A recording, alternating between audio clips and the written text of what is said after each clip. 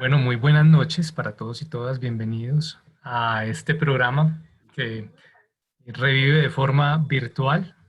Este es el programa La Tierra Contada de la Sociedad Colombiana de Geología. Ya en breves momentos, entonces Carolina nos va a contar de qué se trata el programa y quién es la Sociedad Colombiana de Geología para los que se unen por primera vez. Carolina, adelante. Bueno, muchísimas gracias, Andrés. Buenas noches para todos y todas. Muchísimas gracias por estar acá. Pues realmente nosotros estamos súper contentos de reconectarnos a este nuestro queridísimo programa La Tierra Contada. Muchísimas gracias, Explora, nuestro aliado clave en esto.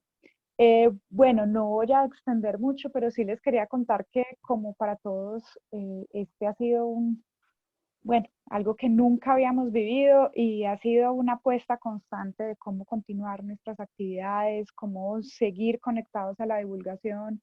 Y parte de eso hicimos una alianza con el resto de la Sociedad Colombiana de Geología, con la Asociación Colombiana de Geólogos y Geofísicos del Petróleo, con la Asociación Americana de Geólogos del Petróleo, APG, y los invito para que vean uno de esos resultados. Fue algo que llamamos Cuarentena con Geociencia.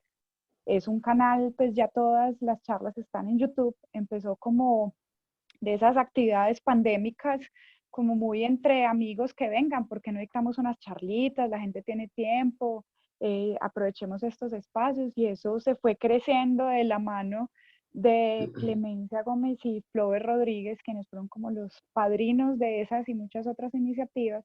Entonces, bueno, los invito para que vean, hay charlas de todo tipo, hay unas más técnicas, otras más abiertas, pero exploren y encuéntrenos ahí. De todas formas, como les digo, para nosotros La Tierra Contada es un espacio clave, y esta sociedad con nuestro querido Explora pues nos lleva ahora. Sin más, quisiera darle la palabra a Liz, quien fue la que nos trajo esta hermosa idea de este tema, que también, digamos, fue un poco intencional. Todos tenemos ganas de salir de este encierro y de volver a poder recorrer nuestro hermoso planeta, nuestro país, nuestra Latinoamérica. Entonces, este tema de georrutas nos parece fenomenal, además que tenemos un grupo que desde hace meses está muy activo, que es el grupo de patrimonio geológico. Entonces, este tema, bueno, nos mueve muchísimo. También, definitivamente, Daniel, muchísimas gracias, Daniel Velosa, por esta disposición, y tenemos, bueno, muchísimas ganas de escucharte. Ya sin más, Liz, por favor, presenta a nuestro ponente de hoy. Bienvenidos y que disfruten la charla. Listo, buenas tardes a todos. Pues como Carol ya le mencionó, nuestro conferencista se llama Daniel Velosa. Dani es geólogo graduado de la Universidad Nacional de Colombia, de la sede de Bogotá. Y pues Dani se ha dedicado en los últimos años a viajar por Sudamérica. Más que todo, Dani es una persona muy apasionada por viajar, por conocer lugares nuevos, también por sacarle como ese aprendizaje a cada destino que él visita. Y de esos aprendizajes también le gusta pues compartir lo que aprende, compartir la ciencia que le pueda sacar pues a ese lugar, y además compartirlo desde una forma, desde un lenguaje más simple, desde un lenguaje poco denso en cuanto a lo técnico. Entonces, bueno, ya sin más, Dani, bienvenido, te cedo la palabra. Muchísimas gracias. Buenas noches para todos. Primero que todo, pues, muy contento de estar acá, de tener este espacio. Muchísimas gracias a la Sociedad Colombiana de Geología, al Capítulo Antioquia, al Parque Explora. Eh, bueno, sí, llevo como toda mi vida, yo creo que viajando y siendo curioso por nuestro país. Y desde el momento que tuve la oportunidad también de salir de él, pues compartir y llevar toda esa curiosidad también a los lugares a los que viajo. Y bueno, cuando comencé a estudiar geología me di cuenta que algo que siempre me encantó fue como la divulgación científica y poder llevar este conocimiento, las cosas que he aprendido y que tengo en la mente cada vez que aprendo algo nuevo, llevárselo a las personas y poder explicárselo tal vez de una manera más simple y darnos cuenta que la ciencia y en especial la geología nos rodea completamente está en cada uno de los detalles de nuestro diario vivir, y por eso es supremamente importante que nosotros nos apropiemos de nuestro territorio, que aprendamos sobre las ciencias, que seamos un poco más íntegros al respecto, sin necesidad de tener un título o tener un conocimiento técnico, pero sí tener una mente abierta a poder comprender qué es lo que sucede con nuestro mundo. El año pasado tuve la oportunidad de realizar un viaje por algunos países de Sudamérica, un sueño que siempre tuve, y me encantó poder encontrar tantos lugares en donde lo que alguna vez aprendí en la universidad podía tenerlo ya ahora sí al frente y entenderlo, poder ver la naturaleza y saber qué es lo que está pasando ahí es algo que me apasiona y que espero poder compartirles un poco. Como decían, creo que a todos nos hace falta un poquito de salir, de viajar, y espero que una vez pase todo esto, incluso esto sea motivación para continuar haciéndolo. Entonces, de esta manera, empezamos. La charla se llama Geoturismo, Conservación, Ciencia y Territorio en un viaje por Sudamérica. El geoturismo es tal vez un término que lleva poco en el dialecto de nosotros los colombianos, pero se ha afianzado muchísimo más pues, en todo el ámbito de nosotros los geólogos. Sin embargo, hay muchos lugares que aunque todavía no tengan como esa catalogación de geoturismo, vuelve y juega. La naturaleza, la geología, la ciencia está ahí y simplemente es cuestión de meternos un poco más de lleno. La conservación de cómo tanto naturalmente las condiciones naturales permiten que se conserve, tanto cuáles son las políticas de cada región, de cada país, de cada municipio, para que se mantenga, y ciencia y territorio, cómo apoderarnos de este conocimiento y cómo empoderar también comunidades para que sean estas mismas las que puedan preservar y sacarle pues ese provecho a estos destinos. Vamos a comenzar por nuestra costa Caribe, nuestra hermosa Sierra Nevada de Santa Marta y la Guajira. Eh, Van a ser como los únicos dos lugares, o sea, este y otros dos que voy a hablar respecto a Colombia. En la Guajira y la Sierra Nevada de Santa Marta tienen algo en común y algo espectacular. Y es el hecho de que si no fuera por nuestra Sierra Nevada de Santa Marta, que es la montaña más alta del mundo, cercana al mar, tendríamos un paisaje completamente diferente. Entonces, ¿qué es lo que hace la Sierra Nevada de Santa Marta? Nosotros tenemos aquí un complejo de condiciones meteorológicas, climáticas y geográficas que lo que hacen es determinar el paisaje que nosotros tenemos acá. Y si nosotros tenemos la oportunidad, si ustedes han ido o cuando tengan la oportunidad de hacerlo, cuando uno está viajando por toda la troncal del Caribe, desde, no sé, Cartagena o incluso más para atrás, y coge toda la troncal del Caribe hasta llegar a Punta Gallinas, uno puede ver todo el cambio que tiene este sector y es increíble.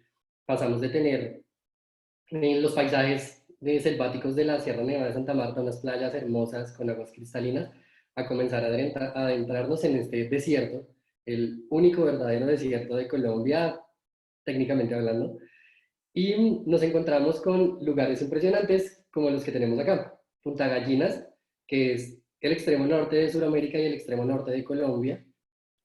Las dunas de Taroa, que es un fenómeno natural bastante espectacular, tener estas dunas desérticas junto al mar, aunque no es el único lugar del mundo donde nosotros podemos verlas, hay muchos otros lugares donde también se puede hacer, pero sí es un lugar que ha tomado bastante fuerza en los últimos años, pero que lamentablemente todos sabemos cuál es la problemática con el territorio en La Guajira. Es aquí donde comienza como todo el tema de geoturismo, aunque no esté establecido como tal en nuestro país o tal vez en ciertas regiones, de cómo nosotros podemos comenzar a apropiarnos y a aportar. En este sector pues hay demasiadas comunidades, en especial pues la comunidad de Guayú, que es la que se encarga pues como tal de muchos de los tours que uno puede encontrar allá. Y es un libro abierto de geología, nuevamente. Pasamos de tener el extremo norte, tenemos las dunas de Taroa, que son la acción de los vientos, sobre todo pues sobre esta región, el Cabo de la Vela, con lugares como Playa Arcoíris, como el Pilón de Azúcar, que son modelamientos literalmente que tienen la acción de más que todo el viento en estos lugares. Entonces, ¿qué tiene en especial la Sierra Nevada de Santa Marta? En este lugar las condiciones meteorológicas, las condiciones climáticas y geográficas hacen que tengamos esa variedad de paisajes en toda esta región. Si nosotros no tuviéramos la Sierra Nevada de Santa Marta, tal vez tendríamos un desierto muchísimo más extenso, no lo sabemos, pues técnicamente, pero algo que sí sabemos es que tenemos una gran variedad, una región que tenemos que cuidar. Por ejemplo, en estas fotografías, en unas playas de Palomino, en donde podemos nuevamente ver toda esa transición de cómo pasamos de un desierto y una zona árida a una región más selvática, en donde también hay otras comunidades, en donde también hay un territorio del cual tenemos que, bueno, tal vez nosotros no apropiarnos, pero sí reforzar para que estas comunidades se apropien de estos territorios. Como bien sabemos, la Sierra Nevada de Santa Marta, pues sí, toda su vida ha tenido ciertas problemáticas en muchos ámbitos. Personas que han querido cuidarla, que han querido conservarla, no han tenido demasiada suerte y es algo que nosotros tenemos que también comenzar a mover cada vez que nos desplazamos a estos lugares para poder apoyarlos y empoderar a la gente de esta región. Hablando ya un poquito más hacia allá, tenemos Cartagena. Nosotros conocemos Cartagena porque es centro histórico, porque son playas lindas, cercanas, gastronomía, fiesta. Sin embargo, en Cartagena tenemos geoturismo, tenemos dos lugares bastante interesantes, que son el volcán de Lodo del Totumo y las salinas de Galazamba. El volcán de Lodo del Totumo es literalmente como el primer lugar ahí que quiero como hablar, enfocar acerca de la importancia que tiene, pues, geológicamente. ¿De dónde viene el principio del volcán de Lodo del Totumo? Del diapirismo del lodo, que es diapirismo, básicamente tenemos dos tipos de materiales, uno que es más dúctil y que puede atravesar una roca y al tener una densidad más alta, asciende a la superficie, en este caso pues el lodo. Estas son formaciones que tienen aproximadamente 4 millones de años, no son, bueno, en términos geológicos no son tan antiguas, por supuesto 4 millones de años es bastante, pero es algo que la comunidad se ha apoderado. Aquí viven más de 50 familias, de las cuales su principal ingreso pues, es más que todo lo que tiene que ver relacionado con este atractivo turístico. Sin embargo, pues no todo es color de rosa. Lamentablemente el diapirismo de lodo es un fenómeno natural bastante peligroso, porque es como tratar de mantener el equilibrio en un colchón de agua. Y esto no solamente ocurre en estos sectores, o sea, no es solamente este volcán, tal vez ese es el más prominente, el más alto, aunque son solo 20 metros aproximadamente de altura, pero a los alrededores sí hay grandes problemáticas por este tipo de fenómeno. Entonces hay deslizamientos, las familias tienen problemas, son desplazadas, por así decirlo, por la naturaleza porque literalmente no se puede construir ahí. Y ahí cerca, en la misma sector de Santa Catalina, que es entre la vía Cartagena-Barranquilla, se encuentra el Mar Rosado, las salinas de Galazamba. Esto no es un fenómeno natural netamente, esto es algo artificial y es nuevamente como la geología está tan cercana a nosotros y como el territorio regresa también a las comunidades. Nosotros tenemos aquí una comunidad muy linda que volvió y recuperó estas salinas que pertenecían a una empresa, a una multinacional, y son ellas las que se han apoderado de este territorio, del conocimiento, y son las que llevan a las personas a visitar este lugar, explicarles qué es lo que sucede acá, que curiosamente no es tanto por digamos, los minerales, sino más como una relación entre sal y unas algas especiales que hay en este lugar que le dan la coloración, y pues para gustos los colores, por supuesto, se ven mucho más bonitas, más llamativo para la gente, pero lo importante es darse cuenta cómo una comunidad puede apropiarse del conocimiento, de la ciencia, y puede comenzar a establecer mejores didácticas para que su comunidad se empodere y mejore. Esto es como un poco respecto a Colombia. Me voy a saltar unos miles de kilómetros y vamos a irnos a Ecuador. Ecuador es un país bastante hermoso y es algo que tal vez nosotros, bueno, o yo como bogotano, no estoy como tan acostumbrado y es por el hecho de vivir rodeado de tantos volcanes. Si nosotros nos subimos a Monserrate, tal vez tendremos la oportunidad en un día despejado de ver el Ruiz, el Tolima, el Santa Isabel, pero cuando uno está en Ecuador, literalmente, como dijo Humboldt, se convierte en una avenida de volcanes. Entonces tenemos unas vistas impresionantes y es muy lindo ver cómo los ecuatorianos se apropian del amor que tienen a estas montañas, a estos volcanes, y que cada uno de estos volcanes tiene muchísimos datos como especiales, cada uno es muy particular. Por ejemplo, tenemos el Cayambe, que es la montaña o el volcán más alto al norte de la línea de Ecuador aquí en América, el Cotopaxi, que es uno de los volcanes, estratovolcanes más activos del mundo y el segundo más alto del Ecuador, y el Tungurahua, que es muy famoso por la vista del columpio del fin del mundo. Entonces, si también nos vamos a Baños de Agua Santa, que es donde se ve el Tungurahua, volvemos a ver cómo la ciencia, cómo la geología nos lleva a generar nuevas dinámicas. La historia es bastante sencilla. El Tungurahua es una explosión que se llevó varios pueblos, entre ellos Baños de Agua Santa, y realizaron a través pues, de todo el gobierno, colocaron una base de monitoreo en la parte alta de Baños, la cual tiene vista directamente al Tungurahua, que es donde está esta foto. Las personas que tenían que cuidarlo se aburrían, entonces literalmente montaron un columpio en el árbol para balancearse y distraerse mientras hacían el monitoreo por si en algún momento el Tungurahua hacía explosión. Este destino, este columpio del fin del mundo, se volvió tan famoso que hoy en día es muy visitado. Y la gente puede que se suba a toda esa montaña simplemente por la foto en el columpio, pero fue una dinámica natural la que está estableciendo eso. Y es lo que nosotros de pronto, como científicos, y tal vez no como científicos, pero sí como entusiastas respecto a las ciencias, tenemos que comenzar a transmitir un poco. Y es darnos cuenta que no podemos ignorar lo que nos pasa a nuestro alrededor, que es muy lindo, pero también muy, es muy preciado saber qué es lo que está pasando. Y eso es lo que hacen muchos los ecuatorianos, y es algo que resalto y es algo que, digamos, como que me apropio un poco para incluso tener este tipo de espacios y poder compartir. El Cotopaxi, pues como les mostraba acá, es como un símbolo nacional. Alguna vez en este viaje leía una frase que decía que tan particulares son los ecuatorianos, los quiteños, que pueden dormir en las faldas de un volcán sin ninguna preocupación. Entonces tenemos, por ejemplo, el teleférico de Quito, que nos lleva a la parte alta, o bueno, cercano a la parte alta del volcán Rucu-Pichincha, que en sus faldas es donde está construido Quito. Y esta ilustración que tengo acá se encuentra en el Museo de la Independencia de Quito, en el Museo de Cera de la Independencia, y es impresionante ver cómo en todo lado hay estos vestigios sobre la ciencia.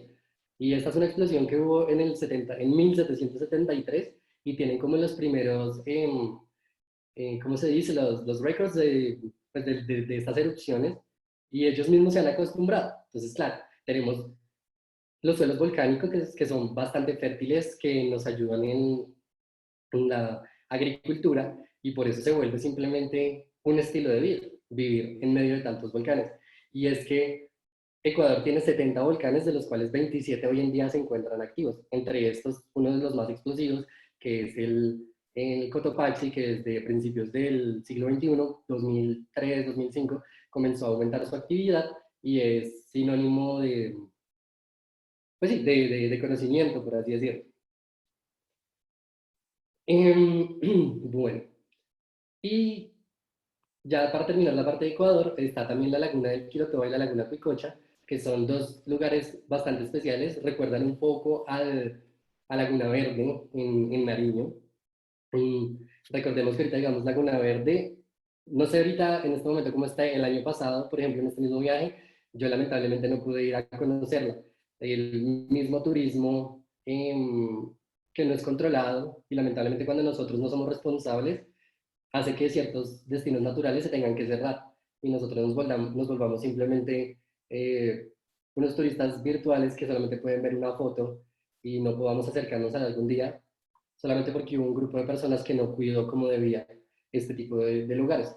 La laguna Quilotoa y la laguna del Cuicocha son calderas volcánicas que en su momento, bueno, estos volcanes hicieron una explosión, corrió material por todo lado, que es lo que nosotros llamamos técnicamente lahares, que es la mezcla de lava con lodo, con nieve, con agua, con todo lo que se le cruce por encima, y que son tan peligrosas con los mismos flujos piroclásticos, ya pues sea, esto que les mencioné así como muy coloquialmente, estas son las palabras técnicas, es lo que vemos hoy reflejado y lo que yo les comentaba un poco de cuando uno abre su mente a entender un poco más la naturaleza, puede deslumbrarse por lo que tiene enfrente. Perú es sin duda una tierra maravillosa, es un país espectacular. Eh, es muy similar a Colombia, y sin embargo el turismo está tal vez más establecido o es más fuerte y tenemos mucho que aprender. Eh, tenemos zonas áridas a lo largo de toda la costa pacífica, desiertos, tenemos montañas, lagunas, una cantidad de ecosistemas impresionantes que también nos permiten comenzar a vernos esa apropiación que tienen ciertas comunidades con destinos geológicos y turísticos. El primero de ellos es las Islas Ballestas, creo que siempre fue como un sueño conocerlas. Básicamente nuestra Tierra funciona como un rompecabezas, tenemos unas placas tectónicas que interactúan entre ellas de ciertas maneras, de cierta forma, unas se colocan unas bajo las otras bajo las unas, en otros movimientos. Tenemos la placa de Nazca y tenemos la placa suramericana, y por movimientos y por fenómenos de muchísimos millones de años, se generan ciertas formaciones o ciertos como, sí, atractivos que nos muestran como ese tipo de historia geológica. Una de ellas es las Islas Ballestas. Se encuentran a 260 kilómetros al sur de la capital del Perú, que es Lima, y es un lugar espectacular, principalmente por su atractivo biológico, por la cantidad de especies que se encuentran en este lugar. Sin embargo, pues la, el atractivo turístico geológico pues también es impresionante. Tenemos incluso en estos sectores este que se llama el candelabro, que es, aún ni siquiera se sabe si está relacionado de pronto o no a las líneas de Nazca. Esto es en el sector de, de Paracas, que es donde se encuentra también, donde se encontró hace muchísimos años esta cultura, la cultura Paracas, en donde en su momento, digamos, en este lugar, fue como un dato bastante interesante que la misma comunidad uno le va comentando, fue en este lugar donde se me olvidó el nombre del independista de Perú, pero bueno, colocó los colores de la bandera de Perú, que son rojo y blanco, por la cantidad de flamingos que había en este lugar. Entonces, para los peruanos es un lugar supremamente importante, junto con el siguiente destino que les voy a mostrar, que es la Reserva Nacional de Paracas. La Reserva Nacional de Paracas es una superficie de 335.000 hectáreas que fue declarada pues, protegida en el año 75 aproximadamente, y es bastante importante o resalta por la corriente de Humboldt. La corriente de Humboldt es una corriente oceánica fría que corre en dirección norte y es bastante importante para toda esta región. Literalmente es como un fenómeno natural determina incluso la manera en la que viven y determina incluso todo un país. Perú es muy conocida por su comida de mar, por sus acantilados en todo este sector, y la principal razón por la cual el gobierno de Perú busca proteger todo esto es por todas las dinámicas que se generan alrededor de esta corriente oceánica. Nosotros aquí en la Reserva de Paracas tenemos unos paisajes impresionantes. Tenemos este de Playa Roja, que es un lugar en el que de hecho no se puede ingresar uno a bañar, en donde se ven minerales, óxidos que le dan esta coloración tan especial. Tenemos fósiles y es las rocas que se encuentran acá, pues digamos que son de aproximadamente 35 millones, aunque sus bases incluso pueden datar de hasta más de 600 millones de años. La forma en la que la comunidad de Paracas se ha apropiado, digamos, de estas reservas es algo de admirar, porque de verdad, cuando uno toma cualquier tipo de tour o demás, tienen el conocimiento científico, al menos básico, para uno hacerle entender qué es lo que sucede ahí. Sin embargo, en cuanto a estos dos lugares en específico, lo que es las Islas Ballestas y la Reserva Nacional de Paracas, sí hay algo y es que de pronto sí se podría, por así decirlo, hacer mejor, y es como la cultura ya como tal de nosotros a veces no nos permite tener el mejor manejo de estos lugares. Lamentablemente, bueno, por ley no se puede uno descender en las Islas Ballestas, porque aquí está todo el guano, que es la producción de estas aves, de unas aves que se encuentran ahí, que es parte incluso de la economía del país, pero también pues por no alterar las especies que se encuentran ahí. Sin embargo, cuando uno se acerca, cuando uno toma estos botes que los llevan a estos lugares, es como ir en una chiva pero en el mar, entonces el ruido es bastante alto y lamentablemente son cosas que de una u otra forma se han venido manejando pero aún siguen afectando. Esto es a lo que yo me refería, que nosotros tenemos que comenzar a empoderar a las comunidades, también liderando con el ejemplo de cómo hacer bien las cosas, de no, de tener cultura, de tener educación, de respetar una zona de reserva natural. No importa que no haya vida como tal animal, no importa si son solo rocas lo que nosotros estamos viendo, si es una reserva natural, nosotros tenemos que ser respetuosos con esta, porque si la declararon de tal forma es porque es un atractivo y es de gran importancia cultural para este país, para esta comunidad, y tenemos que seguir esos protocolos que tenemos o que nos establecen. El oasis de Huacachina creo que es de los lugares más hermosos y más impresionantes que tiene Latinoamérica. Hace 5 décadas aproximadamente era un lugar en el que incluso era muy común que las familias llegaran a bañarse, era un balneario completamente. Sin embargo, por diferentes razones, tanto eh, relacionadas como a nosotros como personas, como con cuestiones de cambio climático y mal manejo de ciertos recursos, hoy en día digamos que se encuentra un poco más alterado, no deja de perder ese interés turístico tan espectacular. Es impresionante, digamos, estar en un desierto, ver arena por todo lado y de un momento a otro pues ver un cuerpo de agua. Eso nos muestra la importancia y la magnitud de nuestro planeta, de cómo nosotros a veces tenemos cosas que van más allá de nuestro entendimiento, pero cuando nos ponemos de nuestra parte podemos entender qué es lo que está pasando. Em, la cantidad de agua que existe en el planeta, si nosotros la dividiéramos por porcentaje, el agua salada se lleva más del 90% y lo que son aguas subterráneas y aguas superficiales, hablando de ríos y lagos, es un porcentaje muy mínimo. Es muy mínimo, está cercano ni siquiera como al 2-3%. Y aún así sigue siendo una cantidad grandísima. En este sector pasa algo respecto a las aguas subterráneas, que básicamente van emanando y pues nos permiten ver como este tipo de paisajes, que lamentablemente pues hoy en día, como les decía, ya no se pueden ingresar porque ya tenemos que preservarlas, porque la cantidad de personas que llegan es bastante alta y lamentablemente no todo el mundo viene con la mejor intención o con la mejor educación a estos sitios. Sin embargo, pues es un lugar de desarrollo para toda la comunidad, más que todo de Ica y de todo este sector, y por supuesto de Huacachina, pero sí, también es otro claro ejemplo de cómo una comunidad se apropia del territorio y es cuestión de responsabilidad poder explotar lo que viene de aquí en adelante.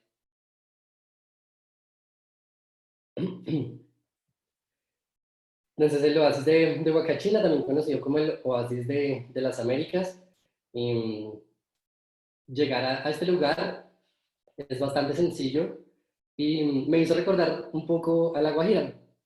Lo que les decía, para mí, digamos que en su momento las dunas de Taroa eran algo, o son algo único, por supuesto, y me di cuenta que pues existen otros lugares donde hay unas dinámicas naturales similares y donde han podido como explotarlas de otra manera. Entonces es bastante sencillo poder tomar un tour, montarse en un buggy, deslizarse por las dunas y poder entender un poco más qué es lo que está pasando en estos lugares es lo que nos va es lo que nos va a llevar a una apropiación verdadera del territorio. Mm, el oasis de Huacachina es un lugar altamente concurrido y no va a dejar de serlo, así que es parte también pues como de las políticas del gobierno, mantenerlo, preservarlo y para todo, para este tipo de cosas, o sea, no solamente en Perú, sino también lo que se haga en Colombia, va a depender muchísimo de nosotros. la laguna Mantay. Entonces ya yendo un poco más hacia el sur del Perú, nos encontramos con lo que uno de pronto podría decir como un happy accident, como un buen accidente, un accidente afortunado, porque la laguna Huantaí se da por el deshielo pues de la cordillera, de esta parte de la cordillera Blanca de los Andes en el Perú, de lo que son el Nevado Humantay, el Salcantay y otros lugares. En, en su momento debió haber sido un gran cuerpo de hielo, que algo que no podemos ser ajenos es el hecho de que el cambio climático pues sí nos va a afectar, pero no se trata de, en este caso no se trata de, ¿cómo ponerlo en términos de decir que el cambio climático es netamente de solamente nosotros, porque también son procesos naturales? Si nosotros miramos toda la historia geológica, este tipo de cambios, aumentos, descensos de temperatura, aumentos del nivel del mar, descensos del nivel del mar, son cosas que son completamente normales. Creo que es algo lindo que le entrega a uno la geología, y es la capacidad de poder entender esto, y ahora es responsabilidad de nosotros también compartir este conocimiento con otras personas que piensan que solamente nuestra acción es la que está dañando como tal nuestro planeta. Por supuesto, tenemos que tomar acción con lo que nosotros hacemos y ser más responsables, reducir el consumo de plásticos de un solo uso, el consumo de carnes, mil y un opciones que tenemos hoy en día, pero en pero pues poder como reunir ese conocimiento y generar como una posición más responsable y determinada respecto a todo lo que es el cambio climático. La Laguna Humantay es un destino turístico espectacular, y que si no fuera por el deshielo, pues tal vez no lo estaríamos viendo en este momento. Se encuentra a más de 4.000 metros sobre el nivel del mar. Es bastante fácil llegar a estos lugares precisamente por la forma en la que Perú ha desarrollado su turismo, su geoturismo. Y vuelve y juega, es como estamos en un lugar claramente completamente natural, pero a veces no entendemos qué es lo que tenemos aquí al frente. Tenemos una laguna, tenemos nieve, y qué está pasando ahí detrás. Nosotros hoy en día estamos luchando para que en Colombia se le preste un poco más de atención a los mismos geólogos, a la comunidad científica. Nuestros nevados se están derritiendo, y hay cosas que ya no tienen marcha atrás, pero si podemos generar conciencia a las comunidades, a nuestra familia, a nuestros estudiantes, si somos profesores o si somos divulgadores científicos, para comenzar a luchar por nuestro territorio. Pero no es una lucha física, es una lucha por cambiar lo que nosotros, el conocimiento que nosotros tenemos, y poder ampliarlo. Y sin una apropiación del territorio no lo vamos a lograr. La montaña de los siete colores es un lugar muy famoso en Perú, y a sorpresa es un lugar que no es tan concurrido, sino hace aproximadamente una década. Como ven ustedes aquí en las fotos cercanas, en las fotos, esto es en cercanías de la montaña de los siete colores de Vinicunca, que también en dialecto quechua. Las montañas están completamente llenas de nieve. Aquí en Perú pues sí hay como o sea, aún no está establecido, y eso sí es algo muy común en la comunidad de geólogos. Claramente siempre van a haber diferentes posiciones. Lo importante de pronto es siempre poder utilizar el conocimiento que tenemos para determinarlas y tener diferentes puntos de vista. Unos dicen que el deshielo fue la que pues, desprotegió y dio a conocer estas franjas de minerales tan famosas y conocidas, que atraen miles y miles de turistas. Otros dicen que no es así. La cuestión es que hoy en día ya está descubierta. Hay momentos en el invierno más que todo donde pues sí vuelven a nevar y se cubren cierta parte, pero vuelve, juega. Aquí el cambio climático tiene un papel importante, y la comunidad que vive acá también se ha apoderado de este territorio, del conocimiento, y lleva a que todas las personas, seamos científicos o no, simplemente un turista, podamos conocer estos lugares y poderlo entender. Lo que tenemos acá, o la razón de todos estos colores, pues son, esto es historia. Lo que nosotros tenemos acá, cada una de estas capas es un episodio del tiempo geológico, de lo que está sucediendo, de lo que sucedió millones de años atrás. Los colores, los minerales, el tamaño del grano, cada una de estas cosas nos representan algo, y eso es lo que nosotros tal vez interpretamos como geólogos, y por eso podemos verlo de otra manera diferente. Es muy lindo ver cómo son las mismas comunidades, lo que les digo, las que se apropian, las que cuidan, las que comparten el conocimiento acá. No son, por supuesto también hay presencia No, del... hablen así, si no sé qué, después pone la Pedro cada vez. Creo que alguien tiene el micrófono abierto. Son, es la misma comunidad la que se ha encargado de apropiarse y son ellos mismos los que están aquí en estas imágenes. Entonces, es bastante lindo. A veces es un poco, pues no digo triste, pero sí como sorprendente nosotros llegar a diferentes lugares, sectores de Colombia, en donde las personas que están sacándole provecho a ese territorio ni siquiera son personas que están ahí. No son personas que han llegado por otros intereses, personas que no piensan como en las consecuencias de los negocios que pueden estar montando en esos lugares. Y la gente que de verdad pertenece a ese territorio no se está viendo beneficiada. Eso es lo que nosotros tenemos que volvernos un poco más críticos en nuestro país. Es algo que de pronto este viaje llegó a abrirme un poco más. A veces nosotros nos preguntamos por qué nací en Colombia, o como el país en el que estoy tiene mil y un rollos, pero si estamos en este lugar y sean los conocimientos que tengamos, tenemos que aportar a nuestra sociedad y hacer que cada día seamos muchísimo mejores. Y para eso tenemos que comenzar a hablar con las personas que están a nuestro lado, hablar con las personas a que visitamos en otros lugares y volver a esa unidad y a ese desarrollo como país, desde las ciencias, desde el turismo, desde la divulgación del conocimiento científico. Las Salineras de Marás creo que es otro lugar que muy famoso, también cuando uno está estudiando geología se lo muestran en uno que otro lugar. Las montañas que se encuentran acá pertenecen a la formación Marás también, que son formaciones donde pues, en este tipo de roca la cantidad de sal es bastante alta y nuevamente entran en juego lo que son las aguas subterráneas, ascienden y comienzan a hacer un lavado de estas rocas. Y este es un método ancestral.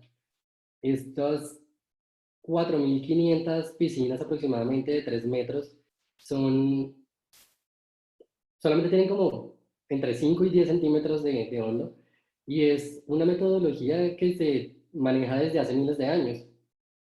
Y de aquí sale la sal rosada, la famosa sal rosada, que solamente se da en 4 lugares del mundo, y este es uno de ellos. La gente de Marás la gente que trabaja en estas salineras son gente de Marás o alrededores. Los que hacen los tours hoy en día son gente de Marás y alrededores.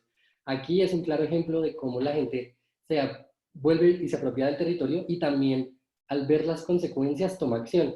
Les cuento que hace un año y medio era sencillo caminar al lado de las piscinas y era muy normal que la gente se resbalara, se cayera, rompiera parte de la pared, la ensuciara por malos hábitos, terminaba lleno de paquetes de papas, lleno de plástico, botellas, y ellos tomaron una decisión: o lo cerramos al público y nadie más vuelve, o determinamos nuevas medidas para que siga siendo un atractivo turístico. Esto es geología al 100%, esto es abierto, esto es geología económica, de cómo extraer un recurso natural ayuda a la economía de una región y por ende del país, de procesos naturales, de muchísimas cosas. Y lo que hicieron ellos pues fue cerrar, generar un circuito en el que uno simplemente anda, ya no hay un contacto directo con estas piscinas, pero podemos seguir teniendo el privilegio, la oportunidad de acceder a ellas.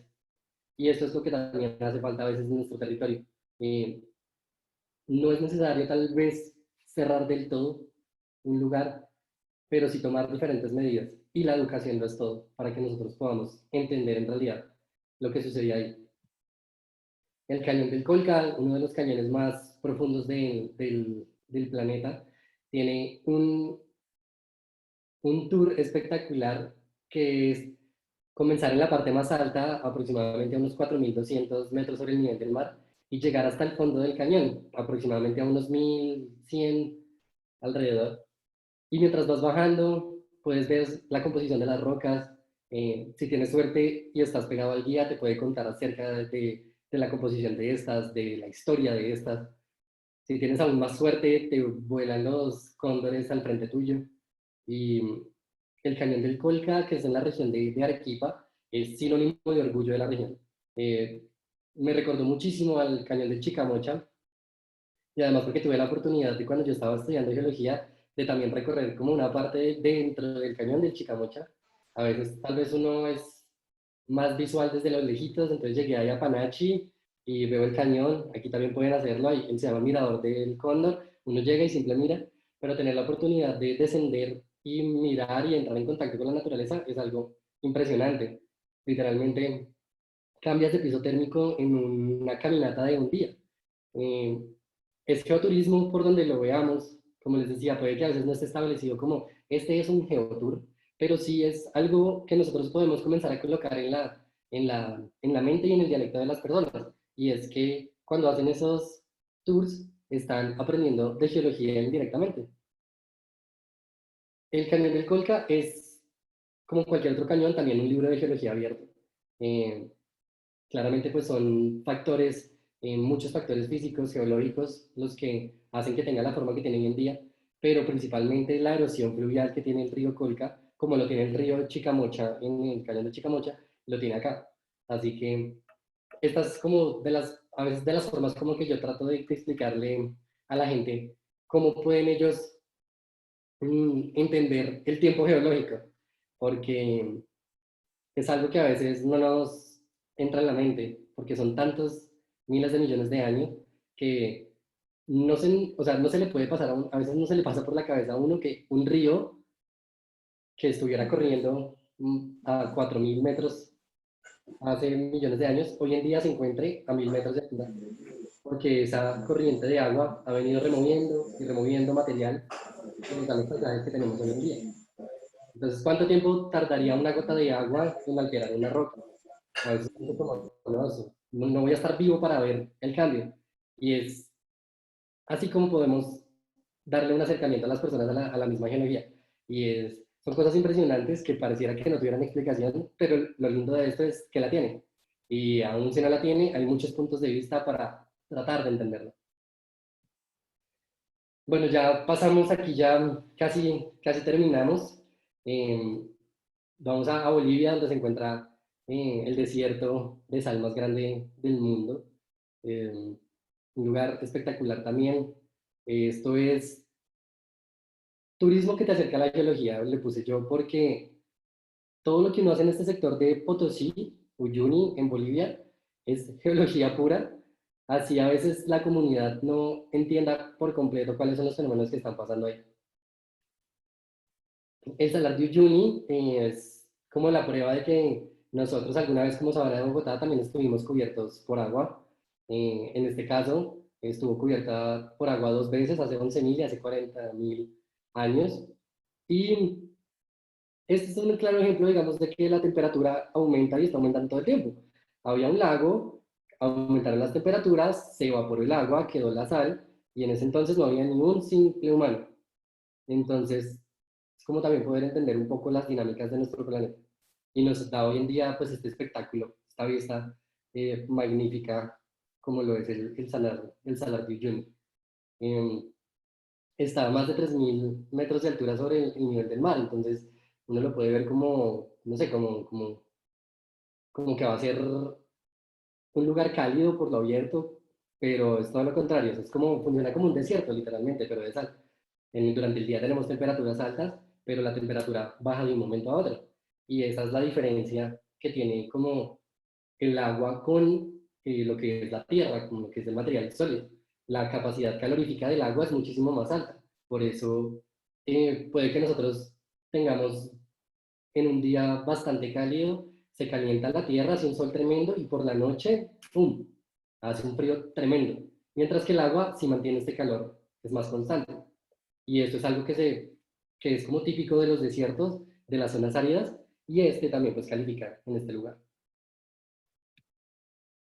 Este era lo que yo les decía, como de cuando uno está estudiando geología y ve ciertos ejemplos que a uno como que le rompen la mente. Yo siempre miraba el árbol de piedra cuando estábamos en clases de geología, de las primeras geologías, y vuelve y juega, es como, no se le pasa a uno por no se le puede pasar a uno por la cabeza como el viento, como la abrasión puede tomar una roca tan grande y comenzar a formarla de esta manera.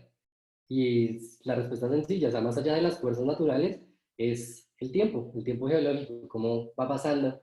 Y este lugar es bastante impresionante, también es un ejemplo claro, es como, eh, es un lugar que uno tiene que chulear a veces siendo geólogo y poder estar ahí y entenderlo es algo bastante chévere. Me pasa y me pasa todo el tiempo y me pasó en este lugar que pues uno conoce gente de todo lado y no todo el mundo pues tiene este conocimiento. Y a veces es impresionante cómo de pronto a uno, por tener el conocimiento, algo se le vuelve tan normal, tan sencillo, que cuando uno lo explica, por más de que sean palabras simples, puede ser de gran sorpresa para las otras personas. Y es precisamente porque de eso se trata el conocimiento, de nosotros poder despertar esa chispa en la mente de las demás personas, que se conecten otro tipo de conocimientos y que la gente diga como, oiga, qué chévere poder aprender algo nuevo en este momento, qué chévere darme cuenta que la naturaleza funciona de esta manera, que lo que yo tengo al frente no es una simple roca con forma de árbol, sino que detrás de esto hay una cantidad de procesos impresionantes que podemos explicarle a la gente con palabras simples, con cosas que, con ejemplos coloquiales de nuestra vida diaria, de cómo hay que ser pacientes para que se forme algo. Y eso es lo que creo que de pronto hoy en día se está buscando también con la divulgación científica y la comunidad científica, poder llevar este conocimiento, tal vez de una manera más sencilla, a todos los rincones de nuestro país y del mundo. El Valle de las Rocas y la Reserva Nacional de Fauna Andina son lugares impresionantes. Aquí tenemos unos geysers, tenemos unas formaciones geológicas que son bastante interesantes y la gente a veces llega y bueno, son rocas lindas, pero ¿qué está pasando ahí? No nos damos cuenta como de qué es lo que está pasando debajo de mis pies, o sea, literalmente. Bueno, este geyser de esta foto es muy perfecto porque es una perforación para que salga de esa manera, para que se vea bien bonito, pero ahí alrededores sí están literalmente unos pozos en donde se ve todo este material y es como pasar, y cercano ahí hay unas termales, aguas termales, que nuevamente es una variedad geológica, es un libro abierto por donde sea que se ve. ¿Cuáles son la manera en la que, digamos, por ejemplo, aquí el gobierno boliviano pues está trabajando? Es claramente una reserva natural nacional que tiene que cuidarse. Lo que son las empresas de turismo tienen que tener sus permisos. La capacidad diaria está siendo cada día más un,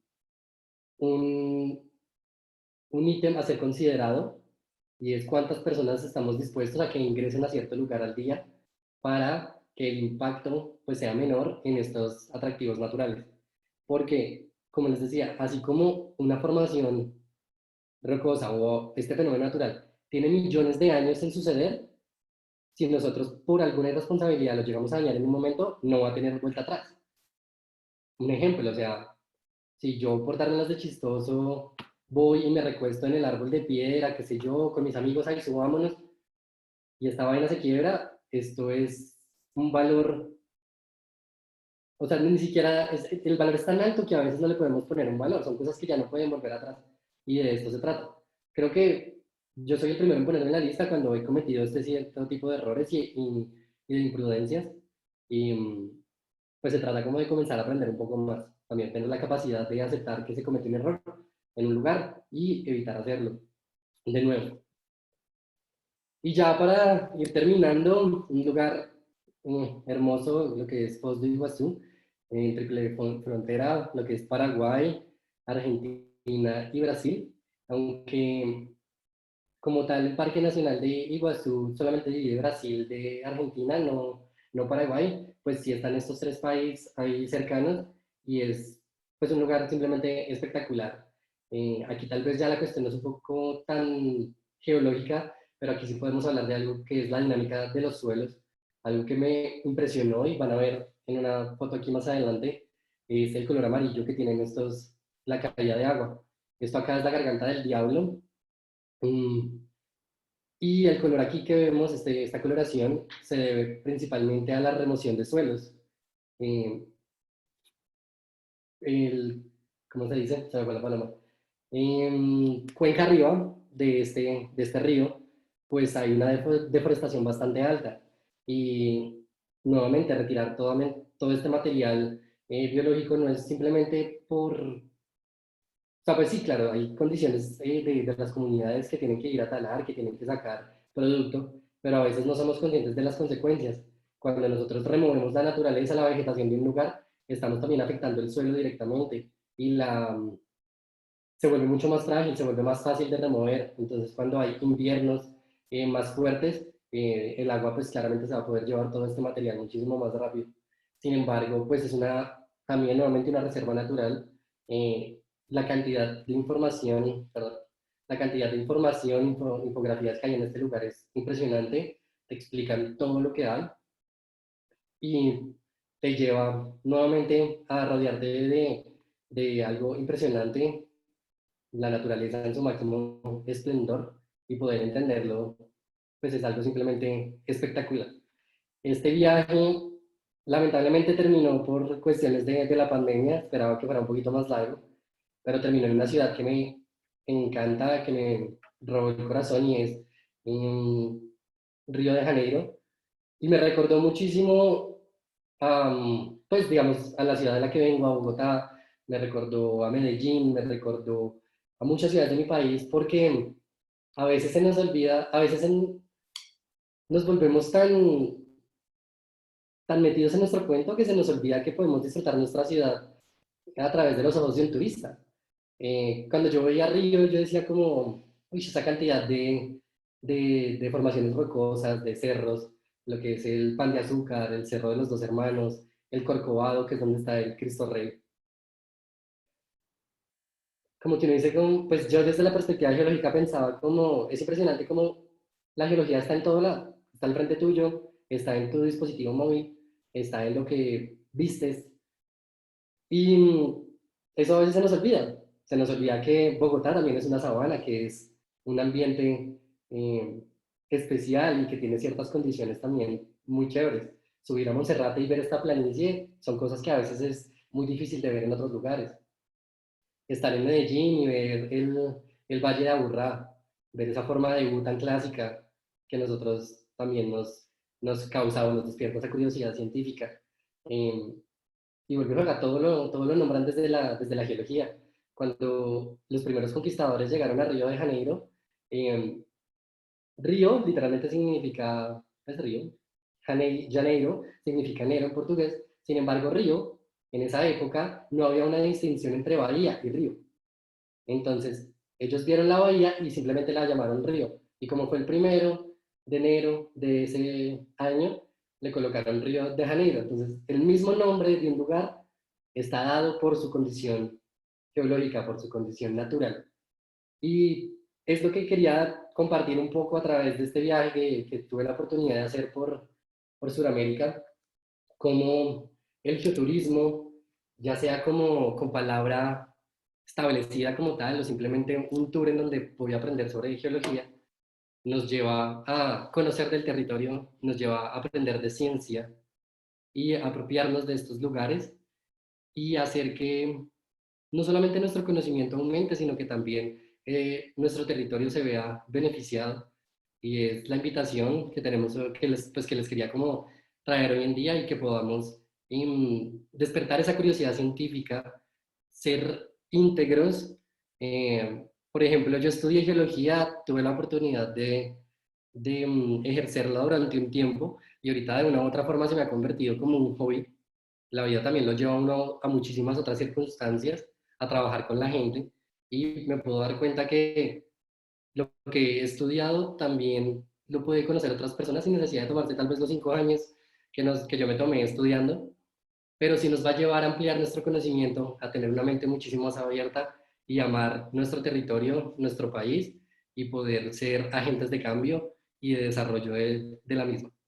Y esto es un poco de lo que fue este recorrido, este hermoso recorrido. Faltan muchísimos lugares y nada, si tienen alguna duda, alguna pregunta, podemos charlar, este es el espacio. Muchísimas gracias por la atención prestada. Nuevamente, muchísimas gracias al capítulo Antioquia de la Sociedad, al Parque Explora y a todos ustedes por estar aquí presentes. Listo, Dani, muchísimas gracias. Muy buena tu charla. Entonces, hay varias preguntas. Tenemos varias preguntas. Vamos a iniciar con la de Diego Díaz. Él pregunta que si en Colombia hay geoturismo. Sí lo hay. Es bastante interesante y lindo ver cómo muchísimas personas, de hecho colegas, han generado sus agencias de turismo enfocadas completamente al geoturismo. Se me vienen a la mente dos personas de San José del Guaviare, una persona del norte de Santander, que hacen un tour normal, pero en esos recorridos te explican toda la historia geológica de estos lugares. Entonces sí, está tomando muchísima fuerza y, y están haciendo, creo. Listo. Em, Geraldine Cárdenas pregunta que en qué se diferencia el geoturismo del turismo natural. Bueno, digamos que como tal no hay algo definido o algo establecido. Lo que yo te podría decir más bien por el conocimiento o la experiencia que he tenido es el geoturismo pues siempre lo va a enfocar más al conocimiento geológico como tal, ciencias de la Tierra, historia de nuestro planeta, mientras que cualquier otro turismo natural puede que te esté hablando de otro tipo de ciencias más biológicas, físicas o cualquier otro como de otra índole. Ok. Seguimos con otra. César Vázquez pregunta que qué se requiere para hacer geoturismo en Colombia. Desde, desde la parte, bueno, aquí entran, digamos, como dos términos, y es una parte científica y es una parte turística. En términos turísticos, pues hay una condición bajo el Ministerio de Turismo, que son unos permisos, bueno, eso ya es algo más técnico, y en cuanto a la parte científica, eh, lo que sí se espera no es algo que esté escrito, no es algo que esté establecido, pero sí es que, por ejemplo, en una empresa turística, pues esté un geólogo que sepa compartir este conocimiento. Y de hecho esto va como un poco relacionado a cómo ahorita varios profesores pues, que yo tuve en la universidad y colegas están trabajando para que en cada municipio haya un geólogo. Es algo similar, si me hago entender, es como que en cada uno de estos puntos, incluso en geoturismo, pueda haber una persona con el conocimiento y que te lo pueda compartir de tal manera que tú te apropies y que puede que no seas geólogo o geocientífico, pero tengas las bases para poder compartir eso a otras personas, pero siempre respetando el título sí, como el conocimiento que tienes respecto a esto. Perfecto, Dani. Luzari Mejía pregunta que si tienes fotos de las líneas de Nazca. No, no fui a hacer ese tour de las líneas de Nazca. Ese sí, en su momento tuve que saltármelo por otras cuestiones, pero bueno, es una razón más para volver a Perú. Te lo debes. Listo, mira, acá hay otra. Está interesante. Viviana Echeverri Ríos pregunta que, de acuerdo a tu experiencia viajando por estos lugares de Sudamérica, ¿cuál consideras que sea el país con un mayor potencial geoturístico y un mejor aprovechamiento e implementación de este tipo de turismo? Yo pienso que todos los países tienen gran potencial y en realidad va a depender, es como de la misma comunidad y de nosotros como agentes, de que esto prospere, de que se desarrolle. Si nosotros, digamos, por así decirlo, lo pensamos como regiones naturales, tenemos Colombia, en donde lo que es Colombia y Venezuela son prácticamente como los únicos dos países que tienen los llanos orientales que llamamos. Entonces, hay algo que tenemos nosotros, pero que no tienen otros países. Pero entonces, pues nos vamos a Ecuador y tienen de pronto mayor accesibilidad a los volcanes que nosotros, aunque nosotros también tenemos. Así que la verdad no podría decir como que un país tiene más potencial que el otro. De pronto sí hay mejores herramientas en unos que otros. Lo que les decía, Perú tiene un turismo muy fuerte, al igual que Brasil, y creería que nosotros vamos después y estamos mejorando muchísimo. Y, y bueno, yo creo que ya es más como una perspectiva personal, pero no podría decir un país en especial que sobresalga de nosotros. Listo. Anderson Aguirre pregunta que cuando hablabas de crecimiento de la cordillera, que si te referías al efecto de desgaste que ha producido el agua pues en la base. Al levantar. Creo que quiere que le expliques pues como el proceso de erosión que tiene el agua. Ah, en el cañón del Colca. Sí. Listo. Bueno, como les decía, digamos que una formación geológica tiene muchísimos procesos. De pronto ahí a ver, voy a tratar de organizar la idea. Los Andes tiene, digamos que una razón de formación que es bastante compleja, en palabras menos o palabras más. Mientras va ascendiendo por, digamos que la fuerza que ejercen estas dos placas y va aumentando, existen otros procesos más locales en ciertos lugares que permiten que se realicen ciertas formaciones. En el caso del cañón del Colca, adicional del mismo levantamiento que tiene pues toda esta masa continental, la misma erosión por el curso del agua, pues comienza a remover material y comienza a hundir. Entonces, yo lo voy aumentando, pero también tengo algo que me va acabando y que me va generando este paisaje típico pues, del cañón del Colca. No sé si de pronto esa sea la forma más sencilla de explicarlo, si te responde, pero sí, es básicamente mezclas de procesos geológicos, no es solamente uno, son muchísimos simultáneos, son millones y millones de años trabajando juntos. Listo. Viviana Echeverry Ríos pregunta que cómo identificas estos geositios para visitar. O sea, que finalmente no encuentras rutas o planes geoturísticos en Latinoamérica. Entonces, ¿cómo haces para identificar estos geositios con potencial para visitar y para interactuar pues con la geología? Bueno, yo creo que aquí depende un poco de cómo viaje uno. Si es un viaje corto, si es un viaje largo. Por ejemplo, este fue un viaje largo, fueron 10 meses en total aproximadamente, en donde yo llegaba a un lugar y trataba de dejarme sorprender un poco. Para mí dejarme sorprender es comenzar a hablar con los mismos locales, venga, ¿qué hay por hacer acá? ¿Qué lugares puedo ir a visitar que tal vez no sean como tan clásicos, tan típicos?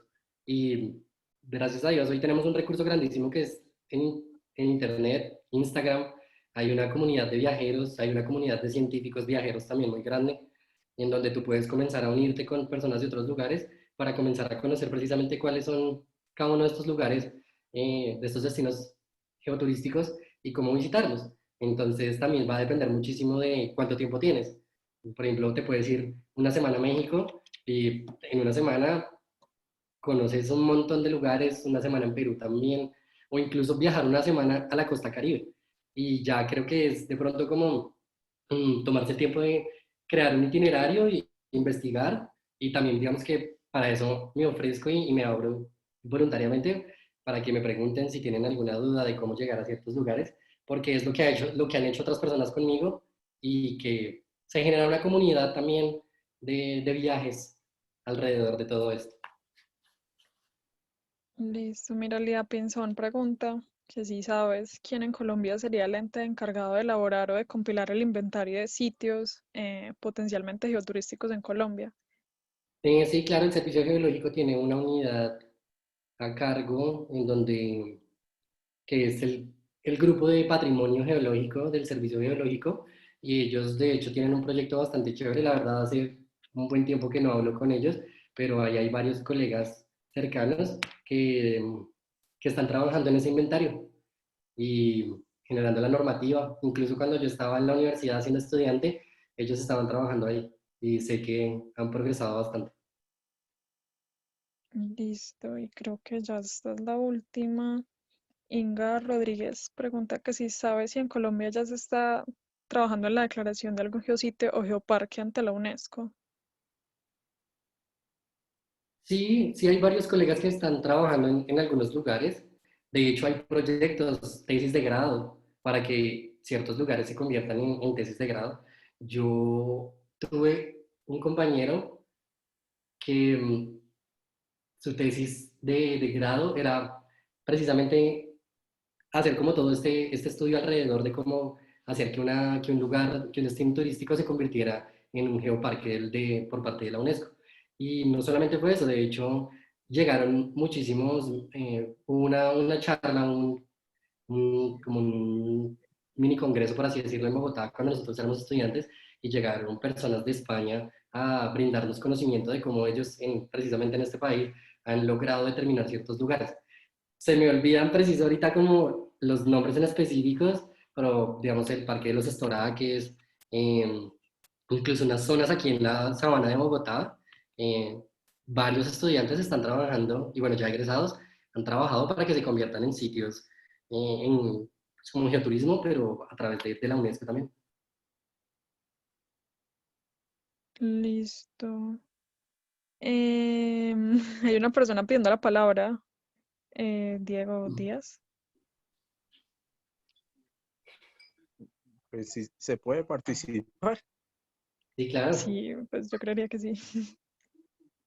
Bueno, digamos que yo soy un geólogo que ha trabajado en hacer georrutas en Colombia. Creo que hay muy pocos.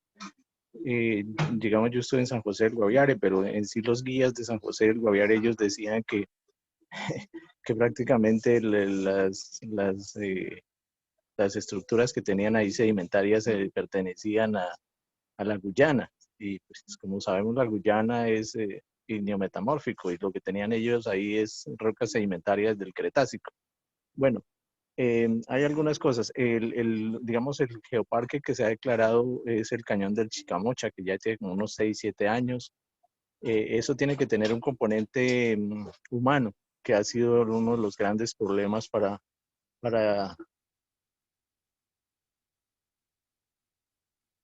bueno, qué pena, que ha sido uno de los problemas para que sea declarado geoparque como tal.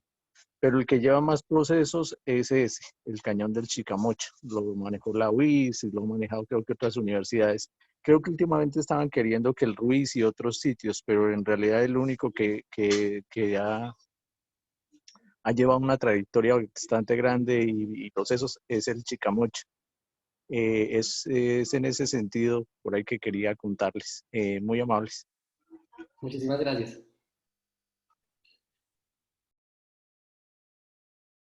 Listo, no, pues muchas gracias a todos los que tuvieron preguntas. Pues ahí quedaron con el contacto de Daniel por si quieren profundizar en algo o no les quedó claro algo. Y creo que Caro García quiere decir algo. Bueno, sí, Daniel, muchísimas gracias por tu compartir tan generosamente tu viaje, tu conocimiento. Nos dejaste a todos con más ganas de viajar que quién sabe. Eh, También es para los que preguntaron, pues en Colombia, en efecto, pues Daniel tuvo fortuna de que en 10 meses le rindió, pues visitó muchos lugares, pero pues en Colombia también tenemos muchos otros lugares, pues somos supremamente ricos en geodiversidad, así como en biodiversidad, en geodiversidad.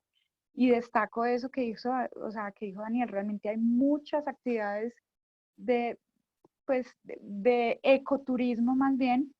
En geoturismo, pues digamos que hay eh, estamos trabajando en eso, o sea, hay muchos lugares para visitar, pero un geoturismo organizado donde uno, como por ejemplo lo que uno encuentra en España o en otros lugares donde uno llega y le cuentan sobre la geología del lugar, y no es simplemente el turista el que tiene que ir a buscar o de pura pasión por la profesión como hace Daniel, eh, pues digamos se informa antes de llegar, pues nos falta mucho y justamente como las actividades que bien mencionó Daniel del Servicio Geológico Colombiano, el grupo de patrimonio, nuestro grupo de patrimonio, las universidades, estamos trabajando que eso cada vez se haga realidad, no solamente pues obtener ese reconocimiento de geositios de la UNESCO, sino otro tipo, pues sobre todo el reconocimiento pues, de la misma comunidad local y del turista, que cuando viaje no busque solamente esa,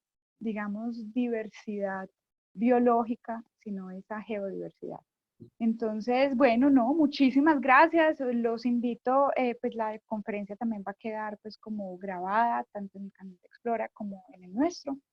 Y los invito a que esperemos que en un mes tendremos nuestra próxima charla de nuestro programa La Tierra Contada. Esperemos contar también con su conexión o presencia, si de aquí y de allá, que bueno, no es por ser pesimista, pero la veo difícil que todavía nos podamos conectar en esos momentos.